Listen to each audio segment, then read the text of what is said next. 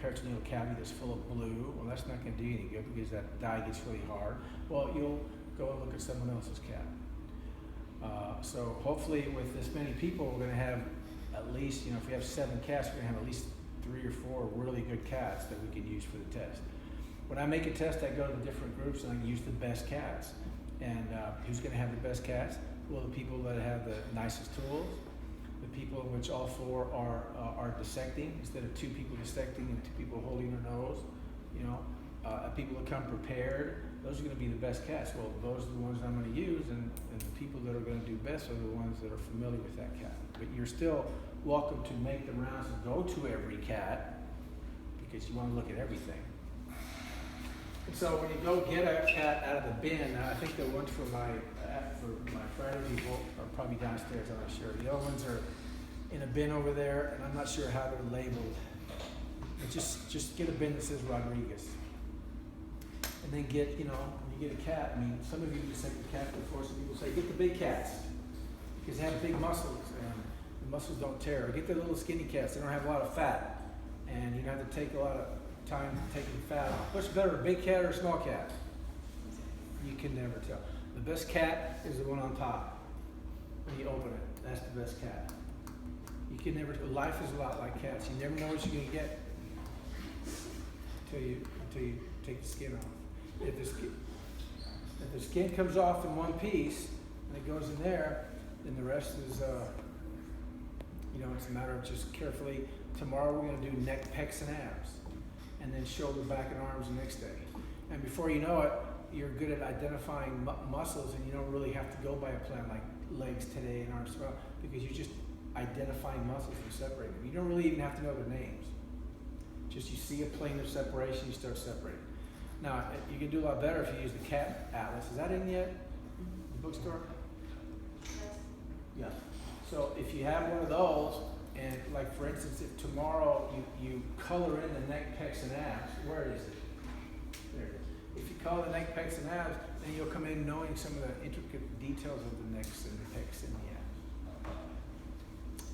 the abs. We have a first aid kit. Did I already say that?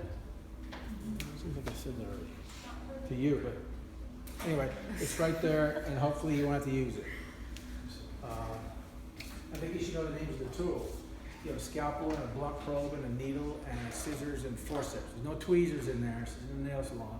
They're called forceps, and the different tools are used for different things. Most of the dissection is blunt.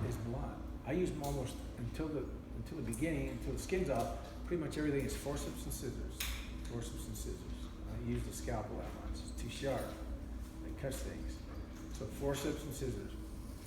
And you know, over time you'll get better, and your cat will look nicer, and things will be good. Any questions? Oh, when you get your cat out, they're in a bag, and there might be some fluid in it. You want to get the cat, cut it, and get the cat out of the bag, but cut it in such a way that you leave enough that you can tie. When you get the cat out of the bag and put it on a tray, then you take the bag and fold it up and then put it in the sink, so it's not in the way. When we're done, we'll get the cat, put it back in the bag, and tie it off. And then we have to kind of clean the tables with disinfectant. You clean your tools, trays, and tables with the disinfectant. So it's left like this. I mean, the morning class had they dissected cats and you couldn't tell. It's nice and clean. There's sinks over there to wash your hands, but you don't really have to get the trays and wash them in the sink. Get all the cat parts and put them in that bin, and then just get a paper towel, just wipe.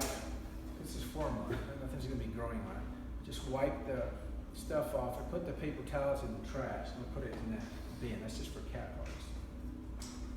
And then when we're done, we check. The technicians come in and look at the sinks. If there's a bunch of hair clogging the sink, then there's a problem.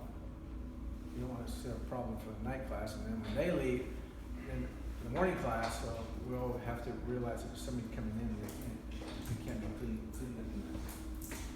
You're either going to get one of these cats or one of these cats.